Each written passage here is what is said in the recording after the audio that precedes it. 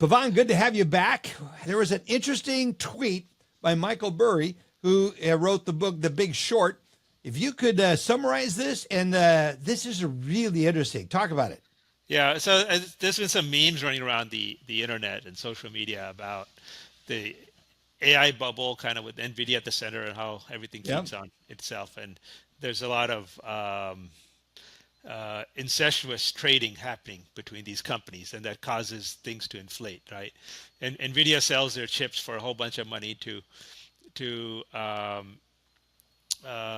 say OpenAI, and to get the money from OpenAI, to get the money to buy those chips, OpenAI, gets an investment from Microsoft, and Microsoft is an investor in NVIDIA. I don't know, that's not exactly the Yeah. path, but that's the idea. The idea is like Yep. there's this constant circle, right? And Michael put out this great post, which I just sent it to you, and he's explaining how these balance sheets are overstated, because typically tech, right? If I set up a data center today, right? Any technology, any piece of equipment I buy, right, at best is going to be worth zero. It's be fully depreciated in 3 years, right? I mean, the laptop that you bought, right, that Yeah. that you have. I mean, 3 years it's not worth anything because there's a new version out, right? Your iPhone, right? And so, what makes these guys think that the NVIDIA chips they bought are going to be worth anything 6 years from now, right? Or 7 years from now, right? But that's what they're doing. They're depreciating these things over, so they're making billions of dollars of investments, and they're depreciating them over what did he say here? Something like um, it's like 6 or 7 year cycle. Right. I forget. So he's saying, but he reanalyzed their financials, and he's saying Oracle earnings are overestimated by 27%, Meta by 21%. Okay, Significant. just by correcting the depreciation, by correcting one thing, right? So he's saying the depreciation is too low. And that's having, imagine, Oracle's massive, right? And that their earnings are overestimated by a quarter, That 30%, is, that's huge when you look at the size of the company. right? So and that's the sort of this NVIDIA OpenAI fueled AI bubble that's happening. Now, it doesn't mean that AI is going to go away. No. It just means that people got themselves in a trap and wanted to do, they want to raise money. How do I pay for it? Let me inflate something. And hopefully they're just, it's almost like a Ponzi scheme, not exactly, but let's keep inflating it until we can catch up to the revenue, Right. right? Right. Because there's a lot of real science, a lot of really cool tech and capabilities out here. But, when, and Sam Altman got into a little bit of heat on social media about his response, which I thought was a fair response. I think if I was in his place, I'd say the same thing. So, but basically, he was criticized for, hey, ChatGPT has a annual burn rate at $1.5 trillion or something, and his revenue is 18 billion, right? It's like 100 times the revenue you're burning. How can the share price be so high, right? And Yeah. he snapped back. Well, if you want to sell your shares, I got 1,000 other people who would buy your shares, right? Decent response. I mean, I respect him for that, but still, you got to still look at the fundamental numbers. How is it, possible? He explained it. He showed the charts of how much the revenue will grow over time and so forth. But it's still, still a bet, right? If you're going to buy that, still it's and where all the money was spent was creating these mega massive data centers, right? So we did make in America some really beautiful infrastructure, right? And it's kind of like what happened on the internet, the internet bubble in the 90s, right? What did it create at the end? Created beautiful infrastructure, right? High speed data infrastructure across the world, right? That's Right. what the internet bubble, right? All of these money being spent on different apps to feed back in, and ultimately it went into a few companies that were building the infrastructure. They need to get paid somehow for the infrastructure, and that's how they were paid. The same thing's happening here. We need this data center infrastructure, and I'm so glad we're building in America. So that's the good thing, right? And I'm so glad That these was are my American question, because companies. when I hear Trump Right, talking about all the money he's pouring into these data centers, I mean, Texas is a benefactor of it, right, of that. I mean, billions of dollars are right, going into these data centers. right. So where I think Michael is perhaps, uh, I wouldn't take the short that Michael's putting on. I wouldn't do that trade, right? So unlike, he got it right with the big short with the mortgage-backed securities, Yes. because just like in the movie, you know, there was real problem there because the collateral was dog shit. And if you have a CDO and it's a pile of dog shit, just because the top pile doesn't make it any better than Yep. the It's rest still, of it, right? yep. Right. It's Yep. still dog shit, right? So, and excuse my language, but I'm But no, quoting the that's movie right exactly what now. it was. Yeah. It's a straight quote from the movie. Yep. So, the so the the underlying collateral of the CDOs was bad, really bad collateral. Okay, um, this is different, right? So that's why I wouldn't take the short, because this underlying collateral is not bad, right? These data centers are massive utility and they are really good, and and it's great that America has the capital and the capital system where these things can be built, right? Are they overvalued? Probably. I don't know how much, 20%, 30%. Okay, yeah, so what? Recoverable though. Yeah, it's Unlike, recoverable. Yeah, it's yeah. not zero, right? In the Big Short, those bonds were zero. I mean, it was just, they were Yeah. complete crap, right?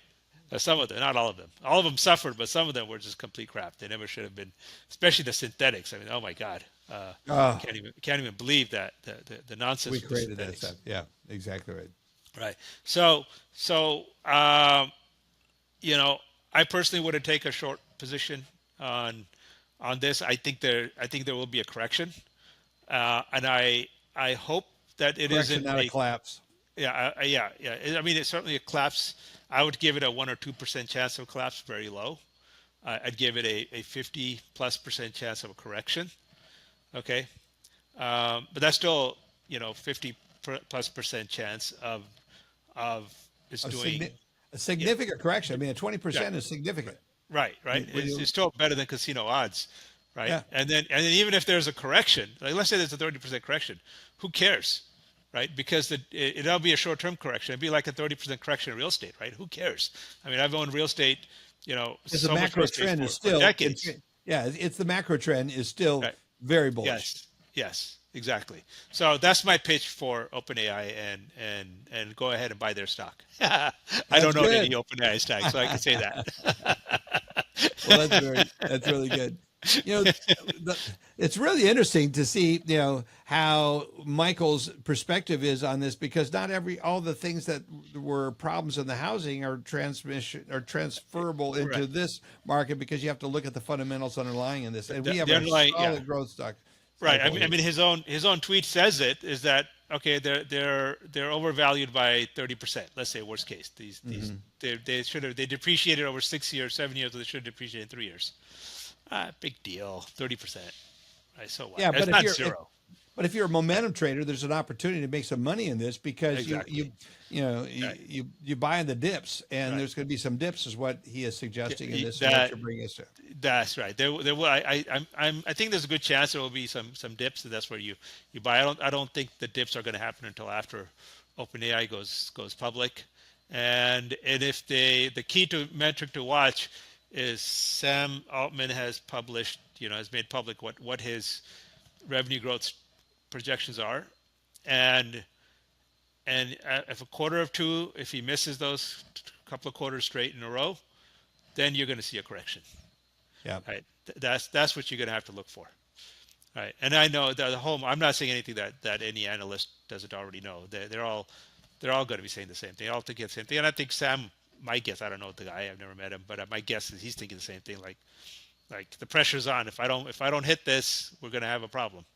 Great, So great. Thank you so much for bringing that to our attention. That is really interesting, as you said, and look at where the value of the stocks and the investments are, but you're still long-term bullish on this whole sector.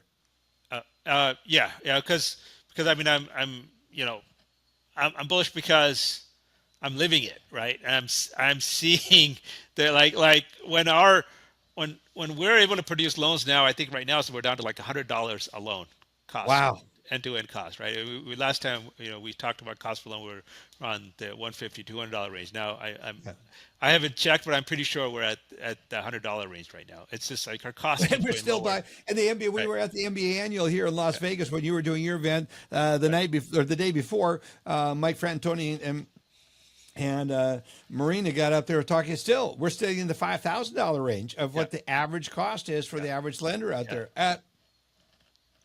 We are at an inflection point. When you have companies like Celligence bringing that kind of value, reducing, crushing the cost, it's going to have a transformative effect. Yeah. It's going to have a dramatic effect at the right point. Yeah, and brokers, our brokers, our loan officers tell us all the time. I mean, your pricing is incredible, right? We're not,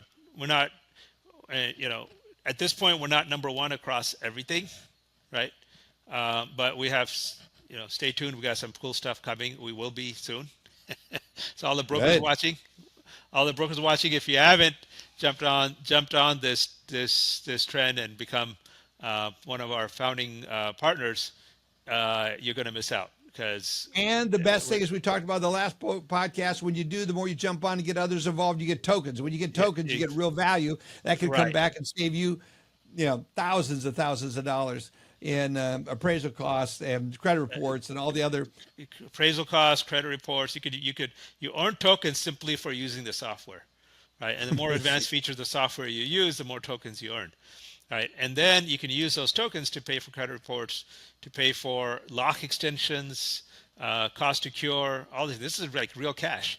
And not only that, but you'll be able to. This is what we're working on next. This is kind of cool. You'll be able to give, you as a broker, you can give your tokens to, say, your borrower, all right? And then your borrower can use those tokens to apply towards a mortgage payment or late fees or anything like that, right? So, right, so we're creating this whole ecosystem around these tokens. So this and the part that people are scratching their heads said, yeah, but Dave, didn't you say that you could use AngelAi for free? How are you creating tokens off of this? Well, it's look, we worth $120 billion. We can do a lot. There's a lot of money, and we have a lot of because of that valuation, with that much equity. It's what we say. Nothing is beyond reach. The possibilities of what's happening and connections. That's why I was saying. I said, just watch. Very soon we're going to be number one pricing across the board, from non-QM to agency loans, and we're going to be able to do that and still make lots of money along the way, right? Because you just get because your cost structure is so low. The more cost structure is so low, and when your capital base is that large, you have certain economies of scales that no one can be able to touch. Yeah. Congratulations, Pavan. I'm so excited about this. Appreciate you being back here with an AI update, talking about Michael's latest text. It's overall looking good. Got some correction possibilities. So thanks for being here with us. Thank you.